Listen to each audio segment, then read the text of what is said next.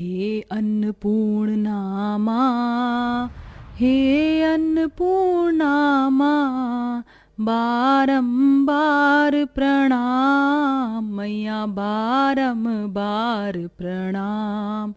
जो नहीं ध्यावे तुम्हें अंबिके, कहाँ उसे विश्राम।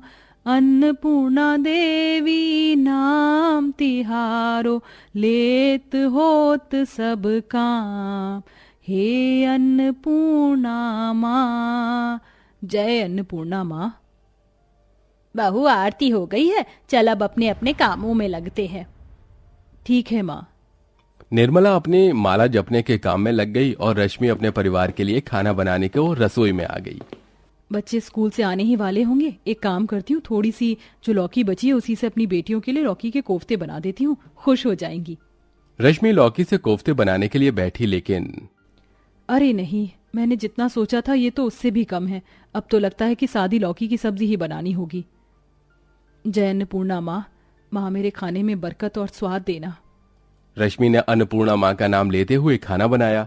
उसने कोई खास चीज तो नहीं बनाई थी, सिर्फ सादी सी लौकी की सब्जी थी, लेकिन जैसे ही उसने उसमें जीरे का तड़का लगाया, उसकी सब्जी की खुशबू सारे मोहल्ले में फैल गई। वाह, क्या खुशबू आई है। माँ क्या बनाया है, कितनी अच्छी खुशबू आ रही है। अच्छी खुशबू?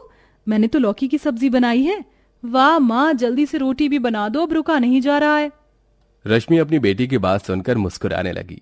वैसे वो गरीब थी, लेकिन रश्मि के हाथों में इतना ज्यादा स्वाद था कि उसकी सादी सी सब्जी के आगे लोगों की महंगी सब्जियां फीकी पड़ जाती थीं। गली मोहल्ले की औरतें उससे रेसिपी वगैरह पूछकर जाया करती, लेकिन किसी का भी खाना रश्मि के जितना स्वादिष्ट नहीं बनता था। अरे अरे रश्मि जी रुकिए। जी हाँ, उस दिन जो मैंने आपसे आलू बैंगन की सब्जी पूछी थी ना, मैंने उसे आपकी रेसिपी से ही बनाया। सच में सभी को वो बहुत अच्छी लगी, लेकिन हाँ, आपके यहाँ मैंने जो खाई थी वो उससे कम अच्छी थी। जी हाँ, सभी यही कहते हैं। बस सब अन्नपूर्णा माता की ही कृपा है जो उन्होंने मेरे अन्न में इतना स्वाद दिया हुआ है। रश्मि कभी भी अपनी तारीफ अकेले नहीं होने देती थी, वो हमेशा अन्नपूर्णा माँ का शुक्रिया अदा करती रहती। ऐसे ही सिलसिला चल रहा था और अब गरीब रश्मि के ऊपर एक परेशानी आ गई थी।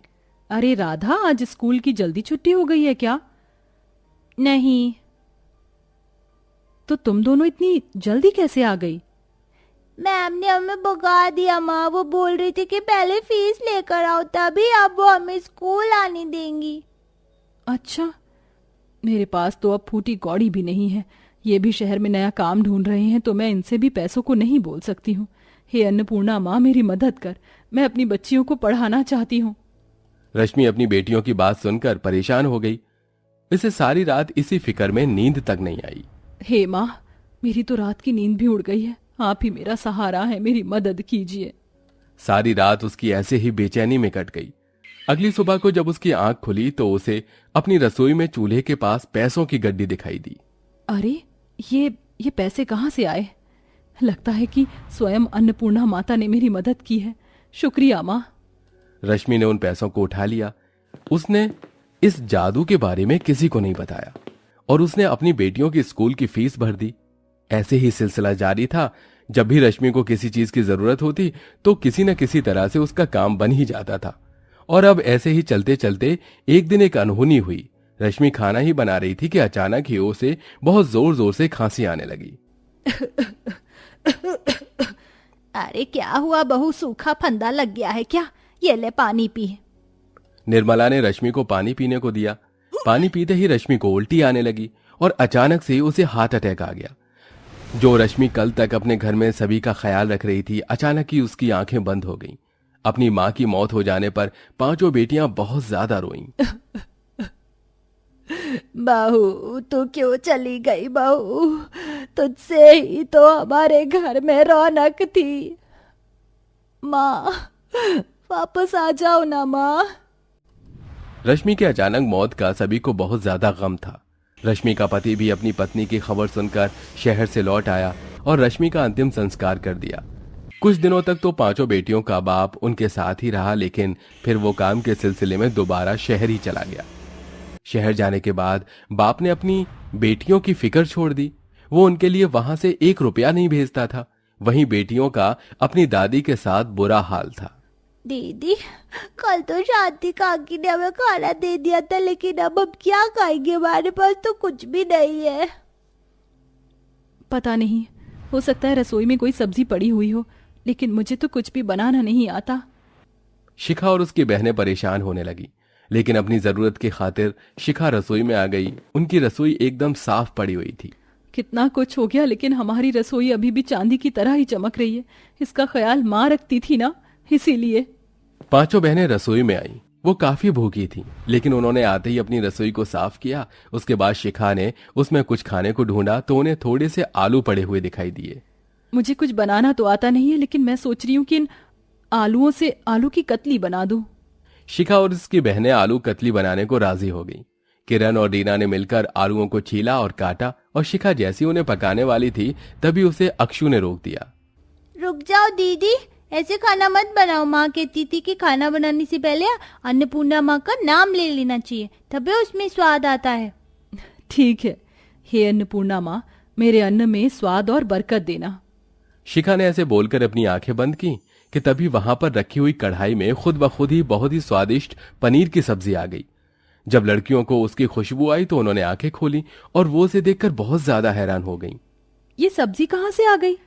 लगता है अन्नपूर्णा माँ हमारी माँ के कर्मों से खुश थी, इसीलिए उन्होंने हमारी मदद की है।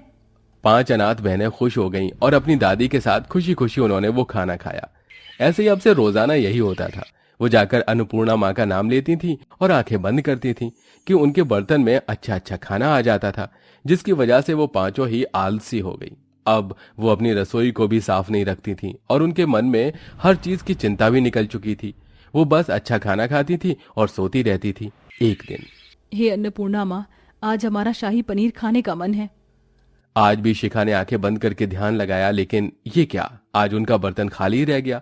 ये देखकर 5 बहनें परेशान हो गईं और छोटी बहन रोने भी लगी। माँ ने तो हमारी मदद की ही नहीं, लगता है कि अब उन्होंने भी हमारा साथ छोड़ दिया है। नहीं, ऐसा नहीं है, माँ हमारी मदद जरूर करेंगी। एक बार और कोशिश करते हैं। 5 बहनों ने फिर ध्यान लगाया, लेकिन अब भी कुछ नहीं हुआ। अब ये देखकर बड़ी बहनों को भी रोना आ गया। कोई हमारा साथ नहीं देता है। लगता है कि अब माँ अन्नपूर्णा भी हमसे नाराज है। 5 बहनें रोने लगीं। तभी उनके सामने अन्नपूर्णा माँ की स्मृति बनी। वो उनकी दीवार के अंदर चमकदार अवतार में दिखाई दी और अनाथ बहनों से बोली, रो मत लड़कियों, भगवान कभी अपने भक्तों से नाराज नहीं होते हैं। वो तो भक्त ही भटक जाते हैं जो भगवान को खो देते हैं। मैंने तुम्हारी मदद की थी क्योंकि मैं तुम्हारी माँ के कर्मों से खुश थी। वो बेहद मेहनती औरत थी, लेकिन जब तुम्हें सब कुछ थाली में मिलने लगा तो तुम 5 आलसी हो गई। जरा अपने आसपास देखो। जो रसोई कभी चांदी की तरह चमकती थी, तुमने उसे कूड़ेदान की तरह गंदा किया हुआ है, क्योंकि तुम्हें किसी चीज की परवाह नहीं है। भगवान अपने भक्तों को तभी देते हैं जब वो मेहनत करते हैं। तुमने अपने मन से मेहनत का भाव निकाल दिया तो तुम्हें मिलना बंद हो गया। अगर तुम खुद ही मेहनत करोगी तो मेरी असीम कृपा तुम्हारे ऊपर बरसेगी। ऐसे बोलकर अन्नपूर्णा माँ गायब हो गई। अब 5 बहनों को अपनी गलती का एहसास हुआ और उन्होंने अपने मन में सच्ची श्रद्धा के साथ अन्नपूर्णा माँ से माफी मांगी। उसके बाद शिखा ने दूसरे के घरों में काम करना शुरू कर दिया। किरण और रीना भी मेहंदी और सिलाई का काम करने लगी थी और दोनों छोटी बहनें अपनी दादी के साथ माला बनाती थीं। अब उनकी मेहनत की वजह से उनके घर में चूल्हा जलता था, जिसमें अन्नपूर्णा माँ के आशीर्वाद से बहुत स्वाद होता था और अब सभी मेहनत करके खुशी खुशी रहते थे।